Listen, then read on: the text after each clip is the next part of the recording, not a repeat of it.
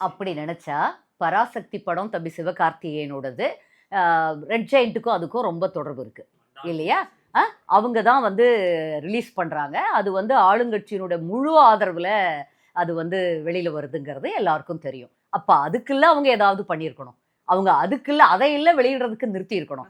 அத பண்ணாம விஜய் வராரு இல்ல இல்ல இல்ல இல்ல அப்படி இல்ல. இவங்க வந்து திமுகவுக்கு ஒரு நிர்பந்தம் கொடுப்பதற்காக திமுக சம்பந்தப்பட்ட ஒரு படத்தை, திமுக சம்பந்தப்பட்ட ஒரு நிறுவனத்தை முடக்கி இருக்கலாம். அவங்க அதை செய்யல. இது வந்து நான் வந்து மத்திய அரசை நான் சப்போர்ட் பண்ணி பேசுறேங்கிறத நினைக்க வேண்டாம். நியாயம்னு ஒண்ணு தெரியுது நம்மளுக்கு வெளியில. அதாவது தீவிர ஒரு விஜய் ரசிகையாவோ அல்லது தீவிர திமுக அனுதாபியாகவோ பாத்தீங்கன்னா அது ஒன் சைடடா தெரியும். நம்ம முதலமைச்சர் பேச மாட்டாருல்ல, முதலமைச்சரே பேசுவாருன்னு கேக்குறீங்க. நம்ம முதலமைச்சருக்கு இதுதான் பழக்கம்.